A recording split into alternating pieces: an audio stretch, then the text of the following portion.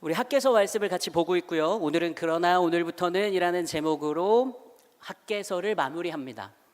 학개 2장의 말씀은 여러분들이 기회가 된다면 꼭 펼쳐서 열어보고 이 말씀에 집중해보고 그 말씀에서 주시는 하나님의 은혜가 얼마나 크고 아름다운지에 관심을 가져보면 좋겠다라고 하는 이야기를 지난주에 좀 나눴었죠. 학개서 말씀을 오늘 마무리하게 돼도 여러분들이 꼭 그런 시간들을 1장, 2장 굉장히 짧잖아요. 이거 뭐 시간을 굳이 막 크게 내지 않아도 읽을 수 있는 그런 길지 않은 성경인데 이 한 권의 책을 여러분들이 자주 들여다 살펴보면서 여러분들의 마음과 생각과 삶에 하나님과의 관계를 온전히 하고 또 바르게 하는 그 일들을 좀 가져가면 좋을 것 같아요. 학개서의 이야기는 포로로 끌려갔었던 이스라엘 백성들이 유다 백성들이 다시 귀환하여서 예루살렘에 무너졌었던 성전을 재건해 나가는 포로 1세대들이 성전을 처음으로 재건해 나가는 그 일들의 이야기를 담고 있죠. 처음 돌아온 포로 1세대가 성전을 재건하고 싶었지만 그 일을 온전하게 해내지 못합니다. 그러고 나서 16년이라고 하는 굉장히 긴 시간 동안 성전 재건하는 일은 방치되게 되어지죠.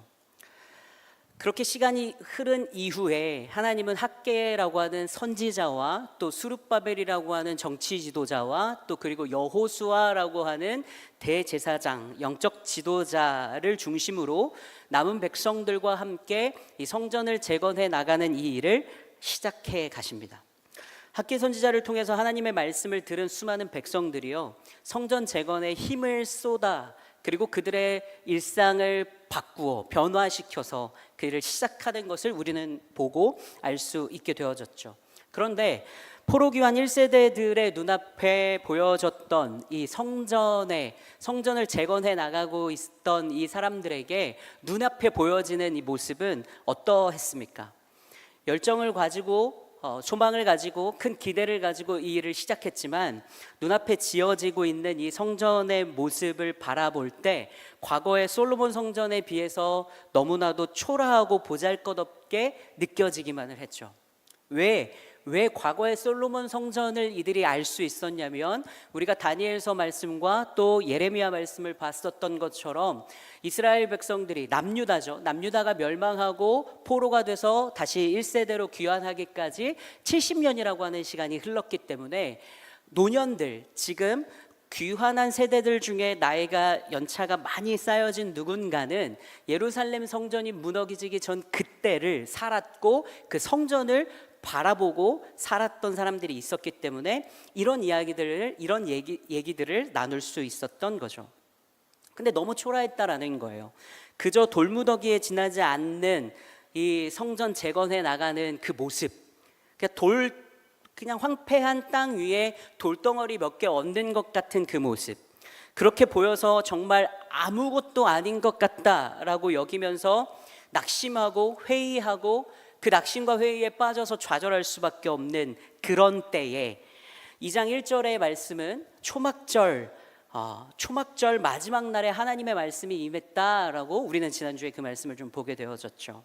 유대력으로 티슈리 21일이라고 여겨지는 그 초막절 마지막 날. 그럼 초막절은 언제였습니까? 40년 동안의 광야 생활을 기억하는 절기였죠. 일주일 동안 집 마당이나 옥상 위에 나뭇가지로 텐트를 치고 집 안에서 생활하는 게 아니라 그 텐트 안에서 생활하면서 40년 동안 광야에서 하나님이 인도하시고 지켜주시고 또 먹이시고 살리셨던 그 은혜를 기억하는 것이 초막절기의 때였다라는 거예요. 하나님의 신실한 약속을 이루어 가심, 그리고 곧 구원하심의 은혜를 기억하는 그 시간, 그런 때를 보내는 초막절기의 때에 하나님이 다시 말씀하시는 겁니다. 그리고 또 초막절의 두 번째 의미는 어떤 의미를 갖고 있었습니까? 감사절기의 의미를 갖고 있었죠. 곡식을 추수하고 그 은혜에 감사하는 시간을 보내는 것이 때가 초막절기의 때였습니다. 그리고 마지막으로 이 2장 2절 학개서 2장 1절의 말씀을 시작하면서 하나님이 때를 언급하시는 그 때의 의미, 그래서 그 초막절 마지막 날의 의미가 갖고 있는 마지막 의미는 이 초막절이 어떤 날이었냐면 이스라엘 백성들에게, 유다 민족들에게, 유다 백성들에게 어떤 의미를 갖고 있었냐면 솔로몬 성전, 곧 예루살렘 성전이 건축된 후에 하나님께 봉헌식을 올려드렸던 그날이 초막절의 때였다라는 거죠. 이런 의미를 갖고 있는 이때에 하나님이 말씀하신 겁니다. 귀한 세대가 3개월여간 수고하고 애썼지만 눈앞에 보이는 건, 자기 자신들 앞에 눈앞에 보여지는 건 돌무더기 성전뿐이어서 좌절하게 되고, 기근과 가난과 또 그런 현실을 보면서 낙담할 수밖에 없게 되고, 또 그리고 이전과 비교해서 살펴보았을 때 한없이 보잘것없어 보임으로 인해서 포기하고 싶어지는 그때 하나님이 말씀하신 거죠. 그 초막절의 마지막 날 찾아오셔서 하나님은 그럼 무엇을 일깨우셨나요? 내가 어디에 있는지 알아? 라고 하는 그 질문에 하나님 답변해 주시는 것이었죠. 하나님의 일깨우심의 가장 큰 핵심은 그거였어요. 크고 아름답고 멋있고 그럴싸한 성전을 재건해야지만 너희가 나를 다시 만나고, 내가 너희들의 영광을 받고, 내가 너희들의 예배를 취하고 하는 것이 아니다라는 거였죠.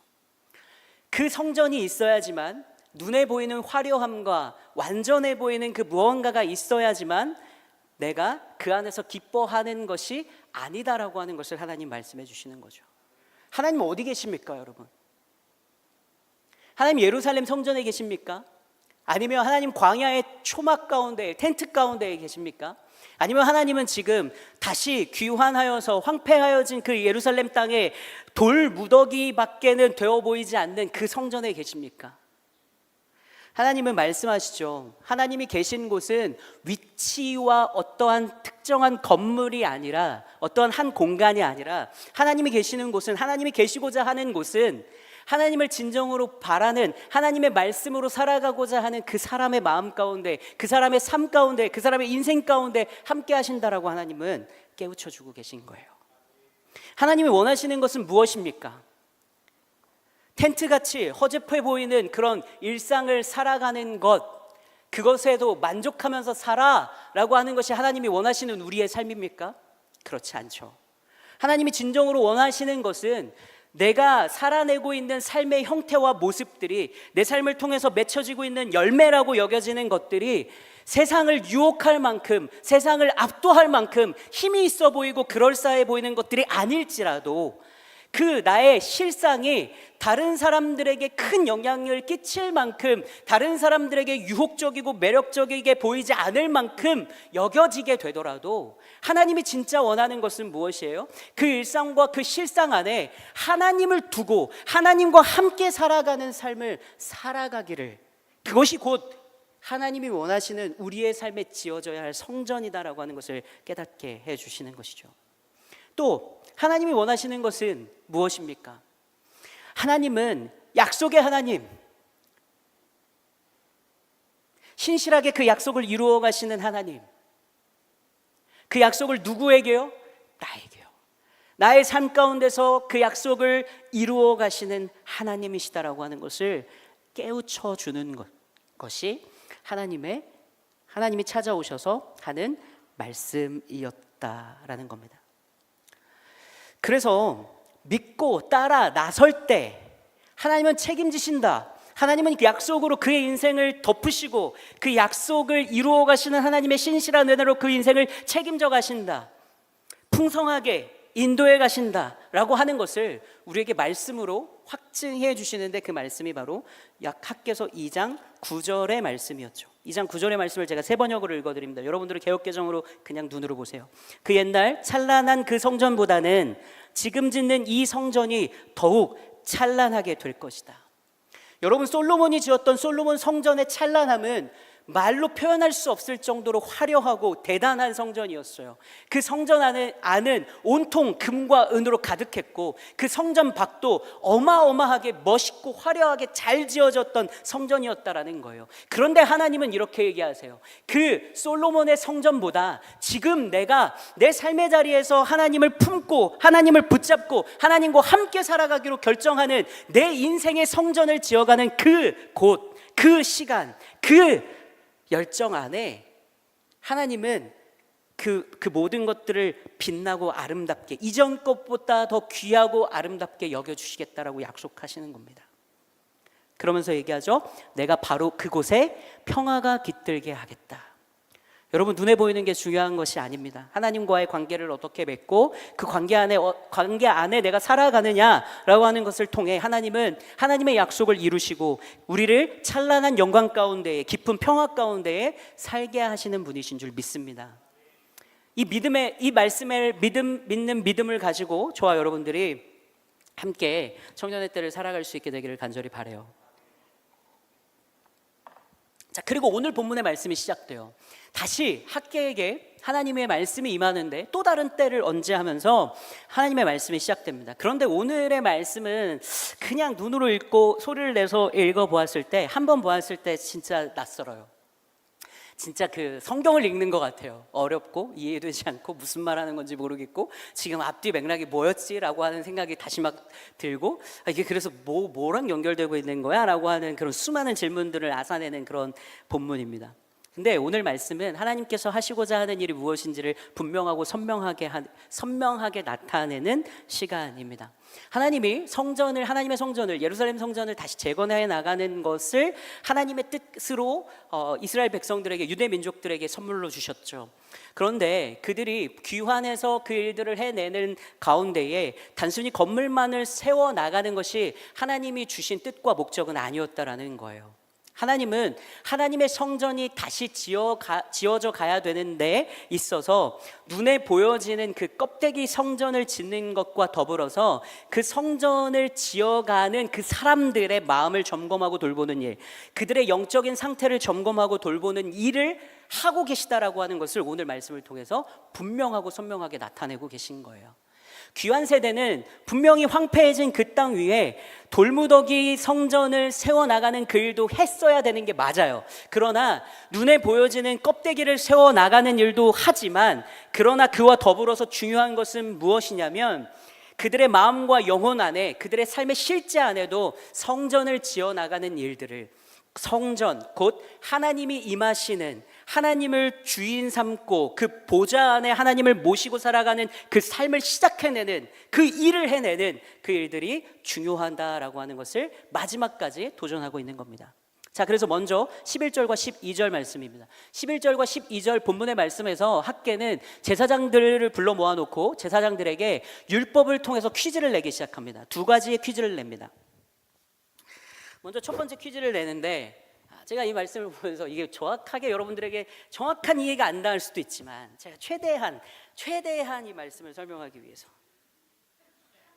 제가 한 10년 전쯤에 한 자매로부터 선물 받은 인형입니다. 왜 줬는지는 비밀로 하겠습니다. 근데 뭐 저를 많이 닮은 것 같아요. 저를 많이 닮은 것 같고, 자, 접니다. 원요셉이에요. 원요셉입니다. 자, 이제 이 원요셉이 이렇게 갑니다. 수호에게로, 누구에게로 갈까 하다가 수호가 받으세요. 자, 수호가 요셉이의 손을 한번 잡아보세요. 그리고 안아주세요. 네, 그리고 뽀뽀도 하세요. 뽀뽀도 한번 하세요. 괜찮아요. 뽀뽀를 누가 이마에다 해요. 뽀뽀 한번 하세요, 빨리. 왜 이마에다 하는 건데? 오케이. 자, 입술에다 뽀뽀했습니다. 자, 그러면 여러분 보세요. 지금 오늘부터 수호랑 저랑은 1일일까요? 아니에요? 우라고요? 자, 그러면 우한 친구에게로 저를 한번 넘겨보도록 할까요? 누군지 모르겠어요. 자, 손도 잡았어요. 저랑 진짜 똑같아요. 저예요, 저. 수호가 손도 잡았어요. 그리고 포옹도 했어요. 그리고 뽀뽀도 했네요. 근데 왜 수호는 요셉이랑 1일이 아닐까요? 왜? 요즘에 고백 안 하고 한다고 하던데? 요즘엔 그냥 하던데, 뽀뽀 그냥? 한 달 두 달 세 달 이런 시간도 필요 없고 다 하던데? 아니에요? 고백을 안 해서인가요? 왜? 본이 왜 그런 것 같아요? 원요셉이야. 원요셉이랑 손도 잡았어, 안았어, 뽀뽀도 했어. 근데 1일은 아니래. 왜일까요? 왜죠? 왜일까요? 저 인형이 아무리 저를 쏙 빼다 닮았어도 인형은 인형이죠. 제가 아니죠. 수호가 그럼 누구랑 지금 교제한 겁니까? 상상 속의 그대와 연애를 한 거죠. 수호는 분명히 저랑 사귀고 있다고 생각할 수도 있어요. 수호는 분명히 오늘 저랑 1일이라고 생각할 수도 있죠. 그런데 정작 1일은 아니죠. 수호는 요셉이랑 연애를 하고 있는 건 아니에요. 왜냐하면 수호는 요셉의 실체와 손을 잡은 것이 아니라 간접적인 그 무언가랑 손을 잡고 안고 뽀뽀를 한 거거든요. 12절 말씀 봅니다. 말씀은 이렇게 얘기합니다. 사람이 옷자락에 거룩한 고기를 쌌는데 그 옷자락이 만일 떡에나 국에나 포도주에나 합니다. 자, 여기서 말하고 있는 오늘 말씀에서는 거룩한 고기라고 하는 것을 언급합니다. 여러분, 고기가 거룩할 수 있나? 나는 목사니까 내 몸뚱아리의 내 고기는 여러분들보다 더 거룩할까요? 전혀 아니죠. 네, 제가 투자를 많이 하긴 했는데 그렇다고 거룩하진 않아요. 그렇죠? 거룩한 고기라고 성경에서 말하는 고기는 일반적인 고기를 얘기하는 것은 아니에요. 어떤 고기를 얘기하는 거냐면 속죄제, 속건제, 화목제, 희생제, 감사제라고 얘기하는 하나님을 예배할 때, 제사를 드릴 때 구약에서 사용되어졌던 희생 제물들을 거룩한 고기라고 성경은 언급해서 말하는 거예요. 자, 그래서 오늘날 여기서 나오고 있는 이 거룩한 고기를 수많은 학자들은 제사 후에 제사장들이 먹을 수 있도록 구별되어진 그 고기를 가리키는 것이라고 봐요. 그래서 예배를 드리기 위해 잡은 어떤 소라고 칩시다. 그 소를 제사를 다 끝난 후에 그 고기를 제사장들이 먹었거든요. 그래서 구별해서 먹었어요. 그 구별되어진 그 고기를 성경은 거룩한 고기다라고 얘기를 한 겁니다. 자, 그런데 이러한 제물들을 특별히 율법은 지극히 거룩한 것입니다 라고 말씀으로 얘기해요. 그래서 레위기 6장 27절에 가서 보면 그 고기에 접촉하는 자마다 거룩할지니 라고 얘기합니다. 그 고기에 접촉하는 자마다 거룩하리라 라고 말씀이 분명하게 얘기해요. 하나님을 예배하기 위해서, 제사하기 위해서 드려졌던 그 거룩한 고기를 접촉만 해도, 닿기만 해도 거룩해질 수 있다, 거룩해진다라고 성경은 이야기하고 있는 거예요. 그래서 그 율법을 바탕으로 오늘 학계는 하나님의 말씀을 듣고 이 제사장들을 퀴즈하고 있는 겁니다. 근데 물어보는데 학계가 물어보고 있는 이 퀴즈 안에는 이 레위기 6장 27절에서 말하는 말씀과 아주 특이하게 다른 한 가지의 조건을 거기다 삽입해요. 뭐라고 얘기하냐면 거룩한 고기를 흰 옷에 싸서 가지고 가는데 그 고기를 싼 흰 옷자락이 이 다른 음식에 포도주나 또 뭘 얘기하죠? 기름에나 다른 음식, 떡에나 국에나라고 하는 다른 음식에 닿으면 그것이 거룩하게 됩니까? 라고 질문을 하죠. 근데 안 된다라고 얘기합니다. 안 된다. 그러면 여기서 왜 안 되는 걸까요? 분명히 성경은 거룩한 고기에 접촉하는 자마다, 접촉하는 것마다 거룩하리이다 라고 레위기에서 말씀해서 분명히 얘기했는데, 지금 학기가 질문하는 질문에 모든 제사장들이 거룩해질 수 없습니다 라고 얘기하고 있어요. 그건 뭐예요? 이 거룩한 고기와 직접적으로 닿지 않았기 때문에 거룩하여질 수 없었던 거죠. 이 고기는 지금 어디에 있어요? 옷에 쌓여져 있어요. 쌓여진 옷이 이 옷자락이 다른 음식에 닿는다고 해서 다른 음식들 또한 거룩해지는 것은 아니다라고 하는 것을 얘기하고 있는 겁니다. 여러분, 왜 그러면 학계는 이러한 질문을 제사장들에게 던지고 백성들에게 왜 이 말씀을 듣게 하였냐라고 한다면, 백성들이 지금 착각하고 있었다라는 거예요. 귀환 세대로 돌아와서 내가 다른 사람들도 아니고 내가 귀환 세대로 돌아왔지, 나는 역시 믿음의 사람이지, 나는 나라를 잃었다라고 하는 것은 어떻게 보면 하나님을 잃어버리는 그 뼈아픈 아픔을 살아가는 그 시간을 보냈음에도 나는 내 인생과 내 존재 안에서 하나님 잃어버리지 않았어. 70년 동안의 포로 생활을 이국에서 그 수많은 내 신앙을 뒤흔들어 놓는 그런 조건과 상황 속에서 살았음에도 불구하고 나는 다시 돌아오겠다라고 결정할 만큼 믿음 있는 사람이야 라고 그렇게 여기면서 와서 성전을 짓고 있어. 그러니 나는 하나님의 일을 하는 사람이잖아. 나는 이렇게 하나님 앞에서 이렇게 되게 대단해 보이고 멋있어 보이는 사람이잖아. 그러니까 내가 당연히 거룩하지. 수많은 반대도 있었고 수많은 어려움도 있었고 내가 살아가는 내 인생의 환경도 다 어떠한 것도 조건이 맞춰지지 않고 준비되어져 있지 않는다라고 여겨지는 그때에도 나는 하나님의 일을 하고 있잖아. 나는 성전에 있잖아. 나는 교회에 있잖아. 봉사하고 있잖아. 그래서 여러분들로 좀 생각해 볼까요? 여러분 부모님이 장로고, 제 부모님 목사입니다. 지금 은퇴하셨지만 목사고 장로고 권사고 부모님이 교회에 헌금을 몇 억을 했고 몇 천만 원을 했고 우리 교회를 몇 대가 다니고 있고 몇십 년을 교회에 다녔고 얼마나 믿음이 좋고라고 여겨지고 내가 1년에 52번 주일 예배를 단 한 번도 빠지지 않고 그것보다도 더 많이 예배당에 나왔고 봉사를 많이 했고 그래서 여러분들은 거룩합니까? 거룩하다라고 여러분 자신을 여기면서 살아갑니까? 오늘 학계가 던지고 있는 이 제사장들에게 율법을 통해 질문하고 있는 이 질문은 거룩은 자동으로 전염되지 않는다라고 하는 걸 얘기하는 거예요. 간접적인 접촉만으로는 거룩이 전염될 수 없다라고 하는 것을 얘기합니다.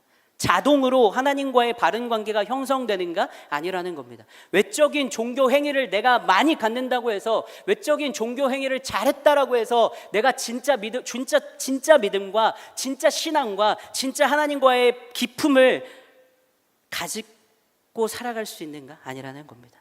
성전 껍데기를 짓는 행위 자체가요, 마음과 삶의 중심, 죄를 자동으로 깨끗하게 만들어주지는 않는다라는 거예요. 근데 몰랐죠? 모르는 겁니다. 내가 귀환했어. 내가 성전을 재건하는 데에 내 인생을 쓰고 있어. 그러니 자동으로 나는 거룩한 줄 알았던 겁니다. 그러니 우리는 다시 레위기 6장 27절의 말씀을 봐야 됩니다. 재물과의 직접 접촉한 경우를 하나님은 말씀하고 계신 거예요. 직접적인 접촉, 곧 뭡니까? 수호가 제 손을 직접 잡고 수호가 저를 진짜 끌어안고 수호가 거기까지는 안 할게요. 그래야 우리가 일일이라는 거죠. 하나님과 여러분들이 하나님을 위해서 하는 무언가의 일들을 하나님께 드린다라고 하는 무언가의 장소에 여러분들이 존재한다라고 해서 여러분들이 진짜 거룩한 사람이냐, 여러분들이 진짜 믿음의 사람이냐, 여러분들이 진짜 하나님의 사람이냐라고 하는 질문은 no라는 거예요. 자, 그러면서 두 번째 질문을 이어서 갑니다. 13절이에요. 학개가 이르되 시체를 만져서 부정하여진 자가 만일 그것들 가운데 하나를 만지면 어떻게 됩니까? 그랬더니 yes, 부정해집니다. 거룩함보다 부정함이라고 하는 것은 훨씬 쉽게 퍼진다라고 하는 것을 얘기합니다. 자, 제 옆에 깨끗한 컵과 깨끗한 물이 있습니다. 우리 청년들이 매주 수고해 줍니다. 제가 얼마나 감사한지 모르는데 깨끗한 거 맞겠죠? 그런데 이 깨끗한 물컵을 생각해 보세요. 제가 이 물컵을 가지고 여기 사람으로 가면 안 되니까 여기 옆에 똥물이 가득합니다. 똥물이 가득해요. 여기 가서 진짜 가득히 담겨져 있는 이 깨끗한 향물을 팍 집어 넣는다고 여러분들 머릿속으로 생각해 보세요. 이 물 웅덩이의 똥물이 깨끗해집니까? 아니죠. 그런데 만약에 이 깨끗한 물 한 컵 가득히 담긴 이 물에 이 똥물에서 단 한 방울만 찍어서 여기다가 떨어뜨린다고 생각해 볼게요. 윤수, 너에게 선물로 줄게요. 마실 거예요? 왜요? 깨끗한 물이 99고 99.99, 똥물은 0.1이야. 안 돼? 왜 안 되죠? 더러워요. 죄가 그렇다는 겁니다. 백성들이요, 돌아와서 성전을 재건해야 되는 일들을 알고 있었고 그 일을 했어요. 잘 못했지만. 그런데 중요한 건 뭐냐면 그 일을 하는가가 중요한 것이 아니라 그들의 영적인 상태가 여전히 부정했다라는 거예요. 그들의 영적인 태도가, 마음이, 그들이 하나님과의 관계를 맺어감이 온전하지 않았다라는 거예요. 그래서 그 이스라엘 백성들이, 유대 백성들이 하는 일, 그들이 드리는 제사, 그 모든 것들이 다 오염됐다라고 하나님은 말씀해 주고 있는 겁니다. 성전 재건을 시작했지만 삶과 중심이 하나님께 온전히 돌이켜지지 않은 채 형식적으로만 하나님의 일들을 일하고 있었기 때문에 그들이 바치는 모든 손의 수고가 다 부정했다라고 하는 청천벽력과 같은 하나님의 말씀을 그들이 듣게 되어지는 거예요. 그래서 하나님은 15절부터 17절까지의 말씀을 통해서 그들의 과거를 다시 돌아보도록 하십니다. 성전 공사하기 전에, 다시 성전을 공사하기 전에 그들은 곡식을 기대하면서 백을 심습니다. 그런데 적게 거두죠. 어떻게 거뒀냐고, 포도주를 기대했지만 부족했고요. 가뭄과 재앙을 겪으면서 살아갑니다.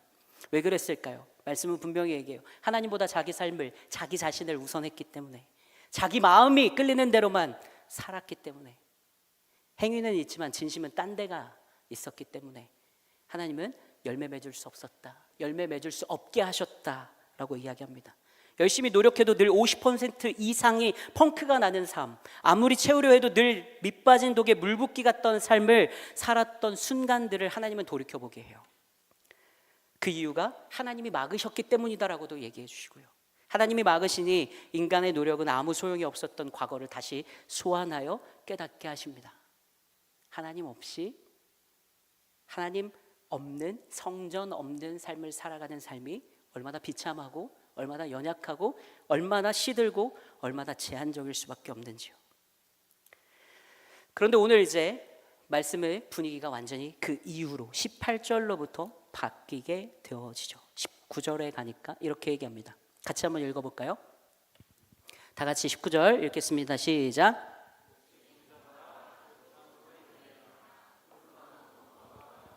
나무 강람나무에 열매가 맺지 못하였느니라. 그러나 오늘부터는 내가 너희에게 복을 주리라. 아멘. 자, 보십시오. 여러분, 오늘 지금 이렇게 하나님이 과거도 언급하고 그러면서 너희들 우리죠. 우리의 내면을 돌이키고 살펴보게 하세요. 그리고 하나님께서 이제 학개서를 마무리하면서 하나님이 주시고 싶은 축복의 말씀을 하시는데 그 말씀에 이렇게 얘기합니다. 창고에 여전히 없어. 포도나무, 무화과나무, 석류나무, 감람나무 열매 맺지 못했지. 우리가 생각했을 때는 그렇죠. 하나님이 우리 삶에 진짜 복을 주신다.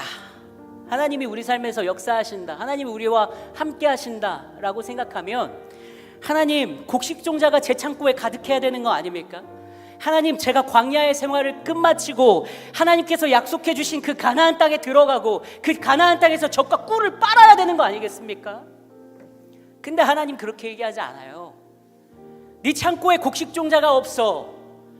너라고 하는 포도나무, 감람나무, 그리고 석류나무, 사과나무, 배나무, 망고나무, 수도 없이 많은 나무들로 존재하는 여러분들의 삶에 열매도 맺혀지지 않았어. 그런데 오늘부터는 너희들의 삶이 복되어, 오늘부터는 너희들의 삶이 축복의 대로야. 창고에 종자가 없는데요, 주님. 내 나무 가지에는 여전히 열매가 맺혀 있지 않는데요, 주님. 내 삶에는 여전히 보잘것없는 돌무더기에 쌓여져 있는 돌덩이밖에 안 되는 성전 모습밖에 되지 않는데요, 주님.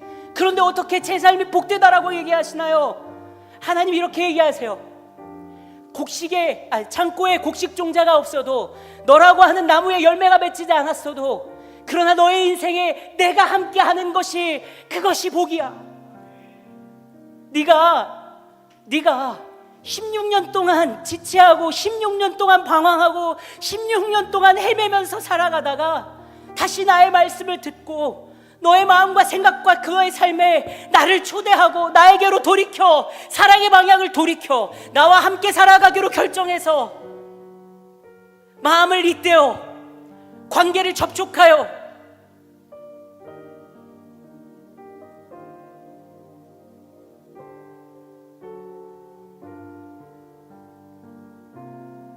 그렇게 하나님과 함께 살아가기로 결정하는 그때, 그 오늘부터 너의 인생은 복돼. 열매를 봐야 되는 게 아니라, 창고에 채워져 있는 수많음을 봐야 되는 게 아니라, 함께하는 나를 봐. 함께하는 나를 놓지 마.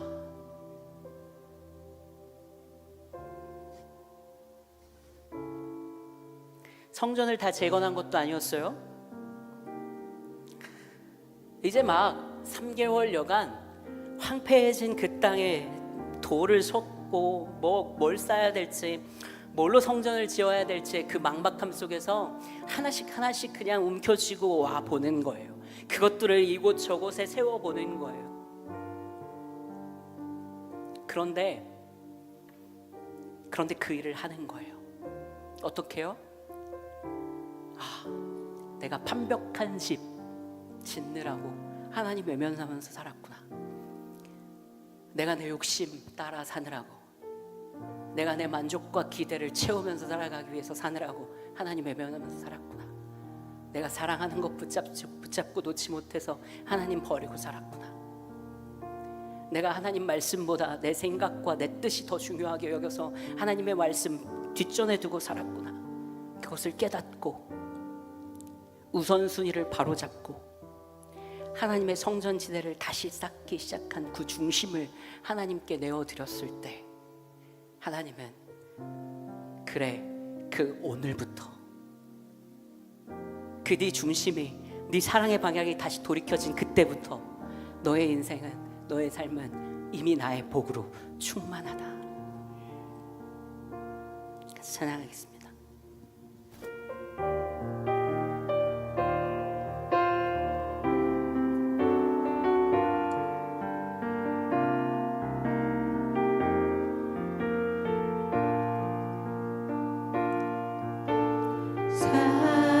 사랑하는 내 딸아,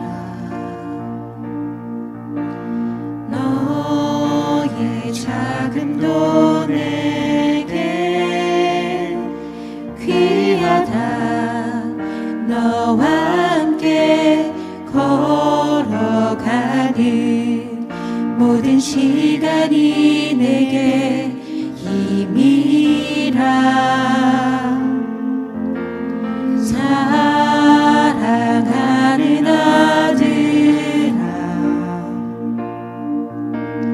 내 연약함도 내게 금이라. 너로 인해 잃어버린 나의 양들이 돌아오리라. 조금 느린 듯해도 기다려주겠니? 조금 더딘 듯해도 믿어줄 수 있니? 네가 가는 그 길 절대 헛되지 않으니 나와 함께 가자. 앞이 보이지 않아도 나아가주겠니? 이해되지 않아도 사랑해주겠니? 너의 눈물의 기도 잊지 않고 있으니 나의 열심으로 이르리라. 사랑하는 내 딸아, 사랑하는 내 딸, 너의 자금도 너의 자금도 내게 귀하다.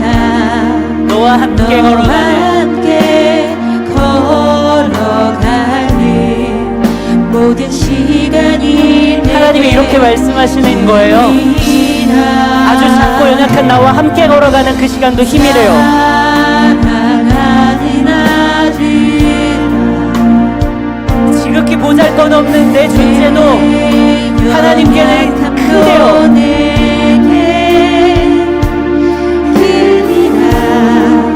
너로 인해 잃어버린 나의 양들이 돌아오리라.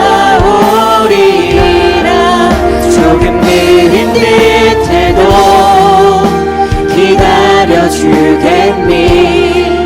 조금 더딘 듯해도 믿어줄 수 있니? 네가 가는 그 길 절대 헛되지 않으니 나와 함께 가자. 앞이 보이지 않아도 나가주겠니? 이해되지 않아도 이해되지 않아도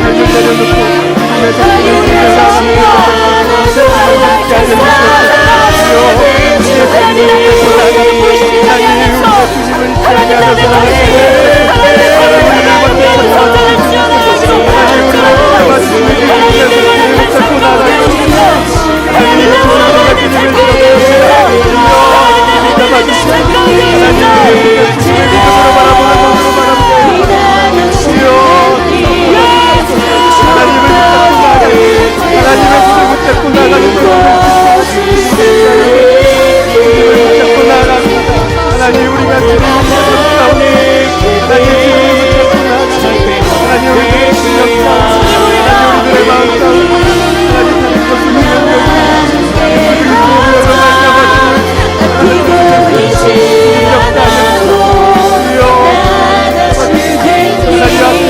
하나님 우리의 다시 하나님 그 사랑 하나님 그곳에 다시 하나님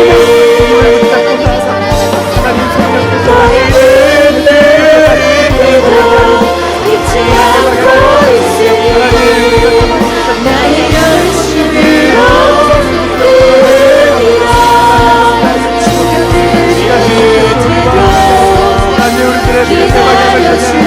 하나님의 방향을 주께서 다시 주님께 걸어가시고 나의 열심으로 하나님께서 역사하심으로 하나님과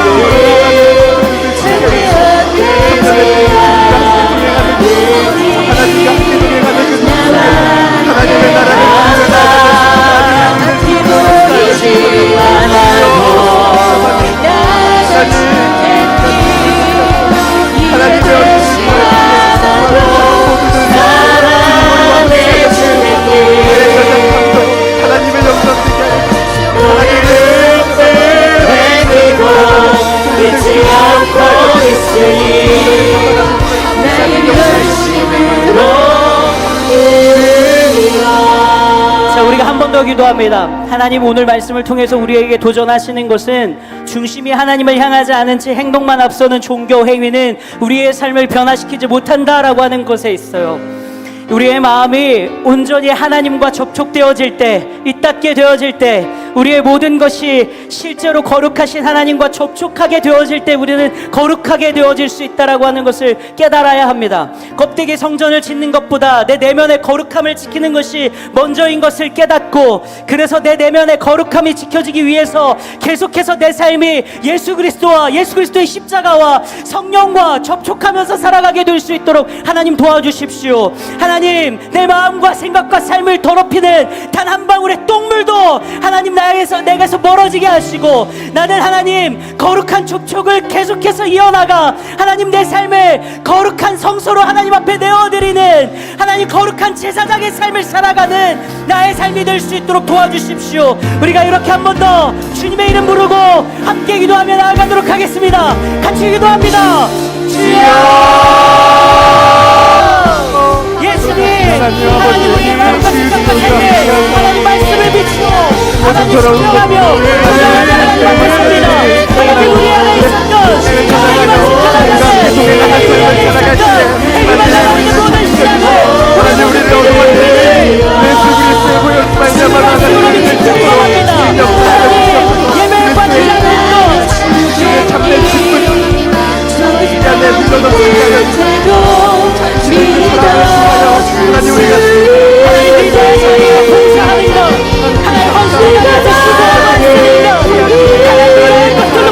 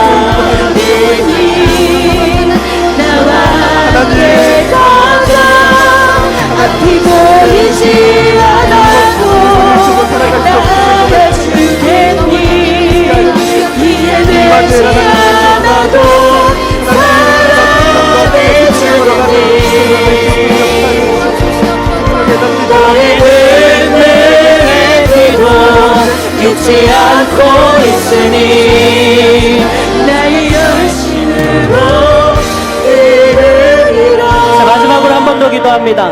오늘 말씀은 이렇게 얘기합니다. 반전은 오늘부터다. 반전은 오늘부터다. 그 반전은 하나님이 이루어 가시는 하나님의 역사와 하나님의 복으로 채워가는 그때는 오늘부터다 라고 말씀은 이야기합니다. 여러분, 때에 대해서 고민하면서 청년의 때를 보냅니까? 오늘의 때는 내가 나를 위해서 써야 되는 때라고 여기면서 살아갑니까? 오늘의 때는 내 마음이 시키는 대로 해야지라고 여기면서 살아갑니까? 오늘의 때는 하나님보다, 하나님의 성전을 지어가는 것보다 더 중요한 것이 여전히 나에게 있다라고 여기면서 살아갑니까? 하나님은 도전합니다. 오늘부터 지금 이 순간부터 여러분들의 마음이 돌이켜지기를, 여러분들의 삶의 중심이 하나님께로 돌이켜지기를, 여러분들의 사랑의 방향이 하나님께로 돌이켜지기를, 그 일이 지금이기를, 그래서 그 오늘부터 하나님의 베풀어 주시는 그 놀라운 복이 우리의 삶에 이루어지기를, 가득해지기를 하나님은 도전하고 계십니다. 과거의 실패와 영적 침체에 여러분들 묶여있지 마십시오.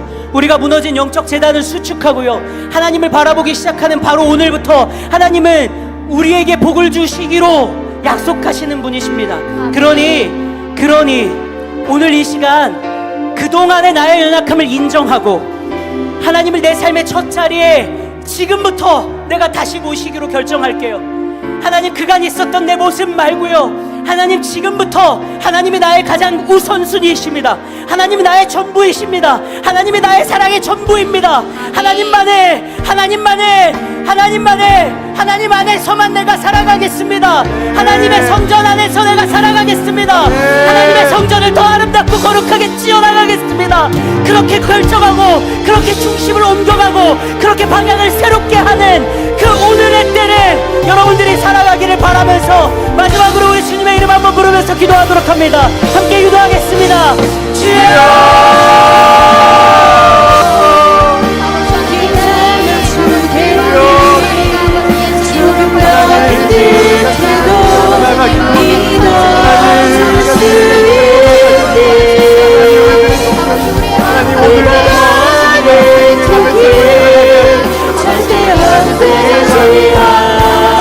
하나님, 창고가 텅 비어있고 나무의 열매가 없을지라도 하나님께 삶의 중심을 바로 돌이키는 그때, 그 오늘 그 일이 시작된다라고 하는 것을 우리가 믿습니다. 하나님, 우리 안에 지금 내 안에 아무런 열매가 없을지라도 그 하나님 그 열매 때문이 아니라 나를 사랑하시는 하나님의 존재로 인해 내 사랑의 방향을 돌이킵니다.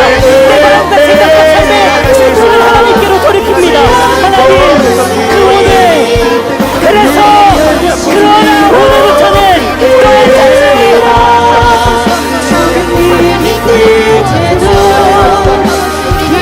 그렇게 약속하시고 그렇게 열심으로 하나님 우리의 삶을 인도하시고 인도하시는 하나님과 하나님 그렇게 피를 사랑하는 자녀들의 삶이 나눠주시고 주님 인도하여 주시옵소서.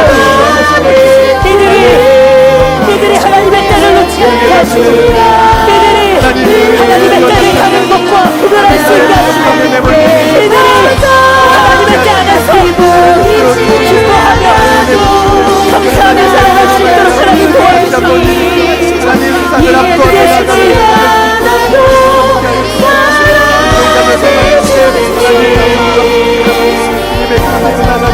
너의 은혜의 기도 잊지 않고 있으니 나의 열심으로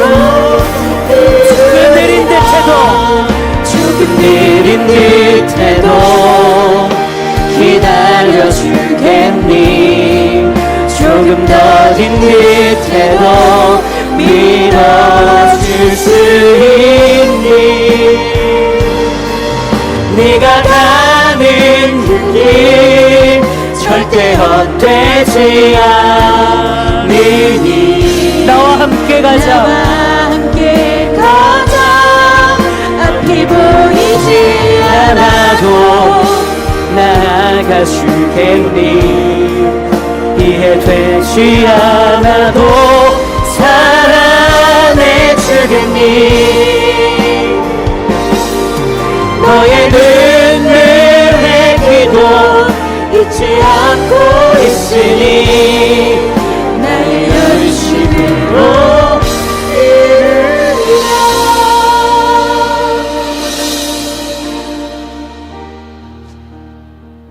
하나님 껍데기 성전을 화려하게 잘 지어가는 것보다 그 내면의 거룩함을 지켜나가기를 원하시는 주님,